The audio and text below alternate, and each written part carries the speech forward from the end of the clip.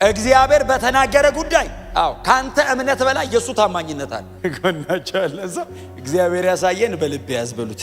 እግዚአብሔር ያላቀደው ጦርነት ላይ አታስከፍት ብራዘር። ልበ ንጹሃን ብፁዓን ናቸው እግዚአብሔርን ያዩታል። ዘፍጥረት ምዕራፍ 37 ላይ የጌታን ቃል አብረን እናነባለን። ቁጥር 5 እናንብበው። በጌታ በኢየሱስ ክርስቶስ ስም አነበዋለሁ። ወንድሞቹም አባታቸው ከእነርሱ አብልጦ የሚወደው መሆኑን ሲያዩ ዮሴፍን ጠሉት፣ በቅን አንደበት ሊያናግሩት አልቻሉ። ዮሴፍም ሕልም አለመ፣ ሕልሙንም ለወንድሞቹ ሲነግራቸው የባሰ ጠሉት። ቁጥር 8 ወንድሞቹም ለካስ በላያችን ለመንግሥት ታስባለህና ለመሆኑ አንተ እኛን ልትገዛ አሉት። ስለ ሕልሙና ስለ ተናገረው ቃል ከፊት ይልቅ ጠሉት። ቁጥር 11 ወንድሞቹም ቀኑበት፣ አባቱ ግን ነገሩን በልቡ ያዘው። ጌታ የተባረከ ይሁን። ጎናቸው አልሰው አንመለስም ወተናል በሉት። ኦሬዲ ወተናል፣ ልንወጣ አይደለም። ወተናል። አንሰማም፣ አናይም። የዘፍጥረት 37 የዮሴፍ ታሪክ ነው። እንደው በእውነት ነው የምላችሁ እንደ መልእክት ነው ልቤ ላይ ቁጭ። ወንድሞቹ ጠሉት በሚል ሐሳብ እና እዚህ ጋር እንግዲህ ሶስቴ ነው አይደል? በ11 ቁጥሩ 3 ጊዜ ጠሉት፣ አብዝተው ጠሉት፣ የባሰ ጠሉት፣ ቀኑበት የሚል በጣም በተደጋጋሚ በዚች ክፍል ላይ ያለ እና በጣም እግዚአብሔር በእናንተ ላይ አጀንዳ ካለው ማንም ሊጣላችሁ ይችላል። ወንድሞች ከተባለ ማንም ይጣላቸዋል። እና መጽሐፍ ቅዱሱ እንደሚነግረን ያዕቆብ ከወለዳቸው ልጆቹ መካከል ከመጨረሻው ሁለተኛ ነው አይደል? ይሄ ልጅ ከዮሴፍ በኋላ የወለደው ቢንያምን ነው። ቤንኦኒ ነው አይደል? ትክክለኛ ስሙ ቤንኦኒ ማለት የቀኝ እጄ ልጅ እንደማለት ነው። የራሔል ልጆች ናቸው አይደል ሁለቱ? እና የቀኝ እጄ ልጅ እንደማለት ነው። እና ዮሴፍንና ቢንያምን ያዕቆብ በጣም በተለየ አይነት መንገድ ይወዳቸዋል። ከያችኛዋ ሚስቱ ማን ነበረ ስሟ? ከሊያ ከወለዳቸው ይልቅ ከራሔል የወለዳቸውን ሁለቱን በጣም የበለጠ ያስጠጋቸዋል። በጣም አስደናቂ በሆነ አይነት መንገድ ደግሞ ሁለቱም በጣም ትልልቅ ቦታ ላይ ነው ያሉት። በእስራኤል ነገድ መካከል በጣም ትልልቅ ቦታ ላይ ነው ያሉት። እንደውም ቢንያም በኋላ እነ ጳውሎስ ሁሉ ከቢንያም ወገን ነኝ ብለው ሁሉ ይመኩ ነበር። እና ዮሴፍን በእርግጥ ሁለቱን ልጆቹን አባቱ ቀኝና ግራ እንደዚህ አጠማምሮ ጸልዮ አንደኛውን ቀላቅሎታል ወደ ላይ። እና ዮሴፍ ከሚወደዱ ከሁለት ልጆች መካከል አንደኛው እሱ ነውና አባቱ ከሌሎቹ ይልቅ ይወደው ስለነበር በጣም አንድ ጌጠኛ ቀሚስ ገዝቶ ሰጠው ይላል። እና በጣም ጌጠኛ ናት ቀሚሷ፣ በጣም ዲኮሬቲቭ ናት፣ በጣም ነው የምታምረው። እና የድሮ ሰው እንደዛ ነው የሚለብሰው፣ እንደዚህ በስነ ስርዓት እንደዚህ አይነት ልብስ አልነበረም። በጣም ቆንጆ ጌጠኛ የሆነች ቀሚስ ሰጠው። ደግሞ ልጅ ነው፣ ገና ልጅ ነው። ልጁ እንዲሁ ጥሎበት አባቱ ይወደዋል። አባቱ ይወደው ነበር የሚል ቃል አለ። ለዛ ነው የጠሉት። ጌታ ይባረክ። ስላየ ብቻ አይደለም፣ አባቱም ይወደው ስለነበረ በቃ ከኛ ይልቅ እንዴት ይወደዋል ብለው ነው የጠሉት። አጀንዳ በህይወታችሁ ላይ ካለ የሆነ ኢላማ ትሆናላችሁ። ባይዘው ለብዙ ሰው አላማው ካለባችሁ ኢላማ የሚያረጋችሁ ይበዛል። እና ቀሚሱን ለብሶ እሱ ደግሞ ምንም ወንድሞቹን የማስቀናት ኢንቴንሽን የለውም። ዮሴፍ ወንድሞቹን ማበሳጨት ልቡ ውስጥ የለም። ዮሴፍ በሰላም ነው የሚኖረው፣ እነሱ ናቸው የሚበሳጩት። መጽሐፉ ሲነግረን እንደውም ዮሴፍ ወንድሞቹን ይወዳቸው ነበር። አድርስ የተባለውን ነገር ይዞ ይሄድ ያደርሳል። ወንድሞቹ ሲጠፉ ፈልጎ ለአባቱ እንደውም እያመጣ ወንድሞቼ በዚህ ነው ያሉት እያለ የሚናገረው እሱ። ምንም ኢንቴንሽን ልብ ውስጥ የለም። በጣም በተተና አጠገባቸው ያለውን ሰው ወንድሞችን ውደድ በሉት። አሁን እናንተ ውደዱ፣ ማንም ይጥላችሁ፣ እናንተ ውደዱ። አሁን እናንተ እኔ አሁን እዚህ ቤት እናንተ ሁላችሁም ዮሴፍ ናችሁ። እግዚአብሔር ይመስገን። ማንም የፈለገውን ሊሆን ይችላል። የእናንተ ኢንቴንሽንና ሞቲቭ ግን ንጹህ መሆን አለበት። እግዚአብሔር እድሜያችሁን ሁሉ ከእናንተ ጋር እንዲኖር፣ እግዚአብሔር ከእናንተ ጋር በዘመናችሁ ሁሉ እንዲሰራ፣ ያለ ጸጸት እግዚአብሔር በብዙ ስኬት ከእናንተ ጋር እንዲቆም የእናንተ ኢንቴንሽን፣ የእናንተ ሞቲቭ፣ መነሻ ሐሳብ፣ ውስጣችሁ፣ ልባችሁ ንጹህ መሆን አለበት። ዮሴፍ ልቡ ንጹህ። ወንድሞቹ ናቸው ክፉ፣ ወንድሞቹ ናቸው ተንኮለኛ። ዮሴፍ ልቡ ንጹህ ነው። ቀኑበትም ጠሉትም የሚለው እነሱን ነው። እሱ ለመጠላቱ የሚሰጠው ምላሽ ፍቅር ነው። ለቅናታቸው የሚሰጠው ምላሽ በጎ ነገር ነው። በፍጹም የሚያደርገው ፕሪቴንድ እያደረገ አይደለም፣ እያስመሰል አይደለም። ጄኒውን ነው ዮሴፍ፣ ጄኒውን ነው። ክብር ለኢየሱስ ይሁን። እና በቀሚሷ ላይ እችን ቀሚስ የሰጠው አባቱ ያዕቆብ ነው። አባቱ ያዕቆብ ብቻ ሳይሆን እግዚአብሔርም ዮሴፍ ላይ አይኑን ጥሏል። ዮሴፍ አንድ በቤቱ መካከል ያለ ግለሰብ፣ አንድ የቤቱ ልጅ ብቻ አይደለም። የሚቀጥለውን የእስራኤልን 400 ዓመት የግብፅ ቆይታ ሪቫን ቆርጦ የሚያስጀምረው እሱ። ከዮሴፍ ጋር ነው አባቶች የሚገቡት። እግዚአብሔር ለአብርሃም የተናገረውን ትውልድ ለ4 ክፍለ ዘመን በሌላ አገር ይኖራል ያለውን ሪቫን ቆርጦ የአባቶቹን 400 ዓመት ቆርጦ የሚያስገባው እሱ። እግዚአብሔር አይኑን ጣለበት እና ልጁን እግዚአብሔር መጣና አንድ ሌሊት ሕልም አሳየ። ልጁ ደግሞ በጣም ንጹህ ስለሆነ ያየውን ያወራል። ክፉ ቢሆን አያወራም። ተንኮል ቢያስብ አያወራም። ቀስ ብዬ ነግሰባቸዋለሁ ነው።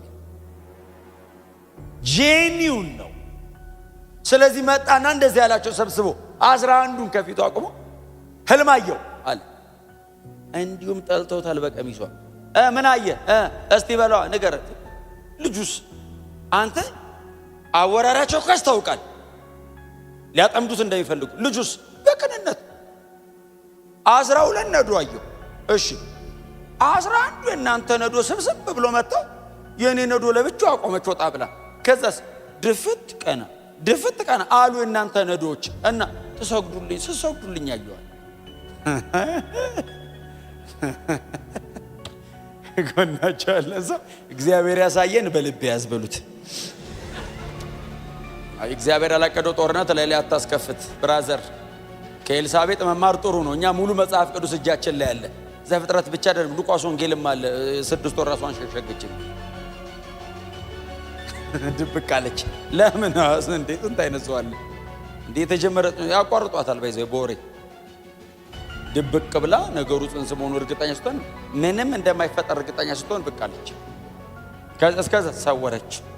በሰላም የወለደችው ባይዘው ሰውራ። ዘካርያስ ራሱ አያስቀምጥም። ገብርኤል እኮ ዘግቶት ሄዶ እንጂ አስበዋል። ጎረቤት ባሏ እንደዛ ካረገ ለዛ ነው ድብቅ። ዮሴፍስ ምስኪን የዘካርያስን ታሪክ አያውቅማ። ኤልሳቤጥ የተደበቀችው ዮሴፍ አውርቶ መከራ መጣበት የሚለውን አንብባል።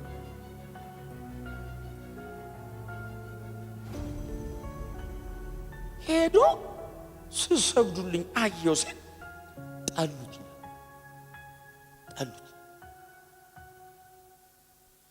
ከዛ አባቱ ይወደው ነበር ይላል። ከዛ መሀል ላይ እንደገና ከዛ ድጋሚ ሕልም አየ። 11 ከዋክብት አለ። እሺ ፀሐይና ጨረቃን ጨምሮ አለ። ይህንን ደግሞ የሚናገረው ማንን ጠርቶ ነው? ያዕቆብ አባትየውን እስራኤልን ማለት ነው። አቆመውና ወንድሞቹ እንዲደርድሩ ዛሬም አየው አለ። ምን አየህ አርተልም? እስቲ ምን አየህ አሉት። 11ዳችሁ እናንተ ኮከብ ሆናችሁ አለ።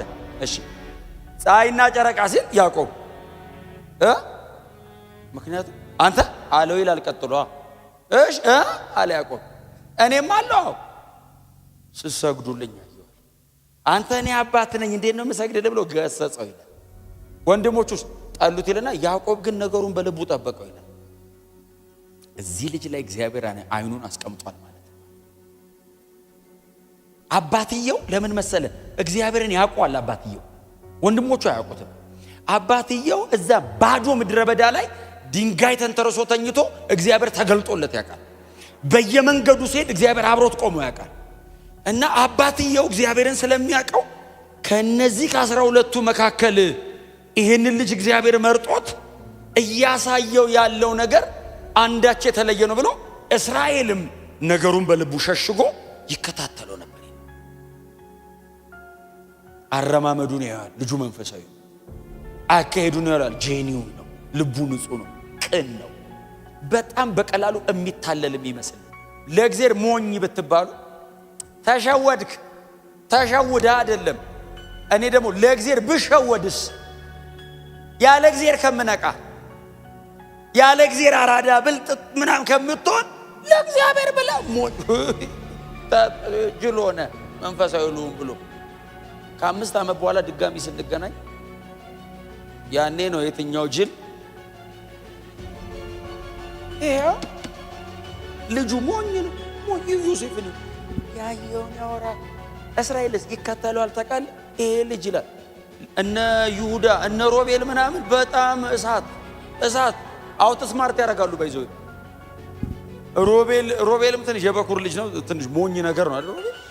ሮቤል አሁን ያዕቆብ ልጆች መካከል ትንሽ ሞኝ ነው እና ልቡ ትንሽ ገራገር ነገር ነው።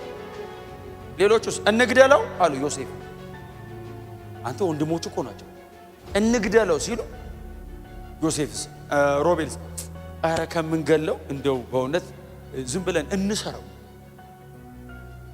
ይሁዳስ እንሸጠው። ይሁዳዎች እሳት ናቸው። የብሉይ ኪዳኑ ዮሴፍን ሸጠ፣ አዲስ ኪዳኑ እሳት ነው። በቃ ትራንዛክሽን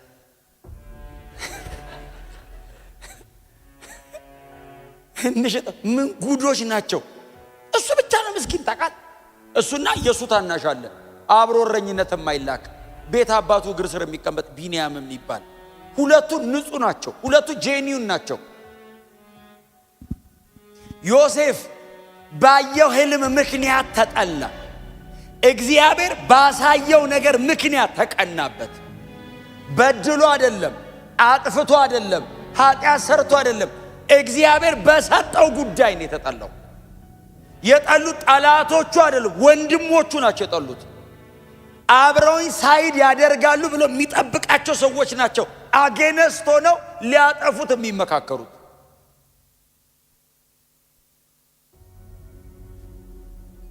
እግዚአብሔር ባሳያችሁ ጉዳይ እርግጠኛ ከሆናችሁ ይሄ ታሪክ ነው የሚደገመው። እናንተ ሌላ እርግጠኛ መሆን ያለባችሁ ጉዳይ እግዚአብሔር እንዳሳያችሁ ብቻ ሳይሆን ልባችሁ ንጹህ መሆኑ። እግዚአብሔር በተናገረ ጉዳይ ካንተ እምነት በላይ የሱ ታማኝነት አለ።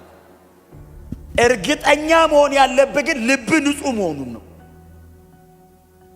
ጄኒውን መሆንህን ነው። እግዚአብሔርን መውደድህን ነው።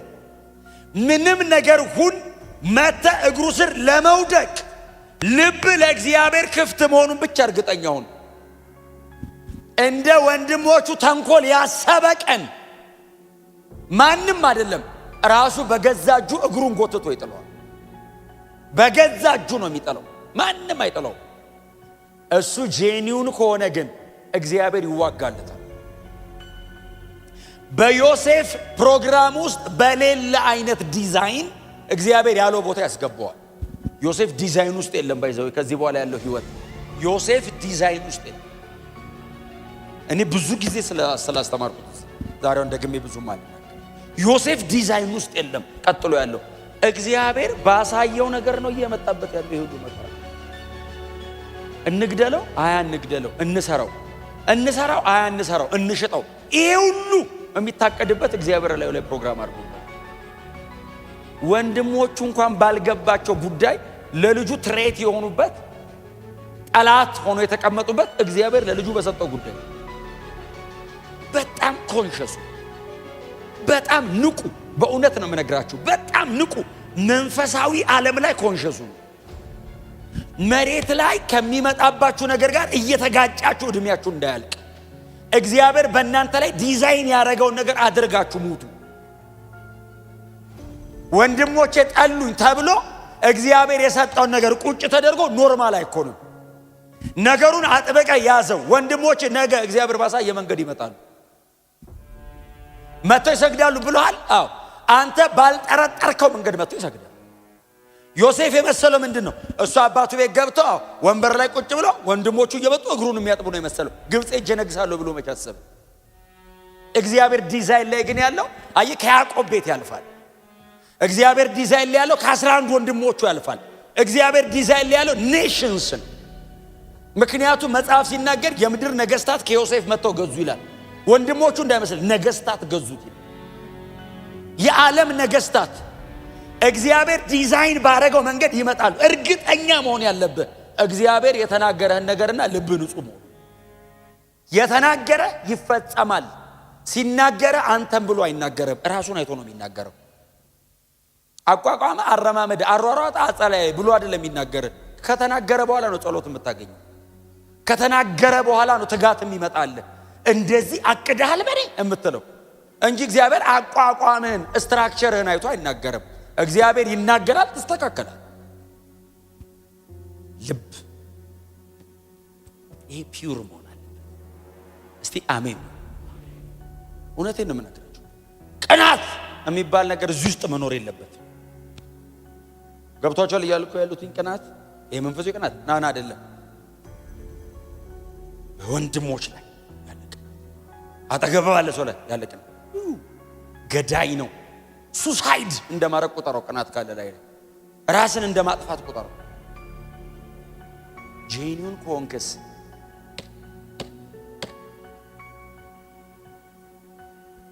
ልበ ንጹሐን ብፁዓን ናቸው እግዚአብሔርን ያዩታል። እንዴ ያዩታል። እግዚአብሔር ብቅ ይላል። ታውቃለህ፣ ልብ ንጹህ ሲሆን አለው ይላል። ቀና ስትል ሰው አይደለም የምታየው፣ እግዚአብሔርን ሳይድ ያደርግልህ።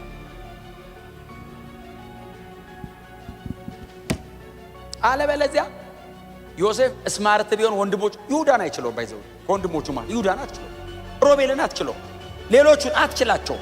ይበልጠዋል። ተደራጅተው ነው የሚቆሙት። አንተስ ከእግዚአብሔር ጋር ለብቻ እግዚአብሔርን የሚያሰራ የልብ ንጽህና። ክብር ለኢየሱስ ይሁን።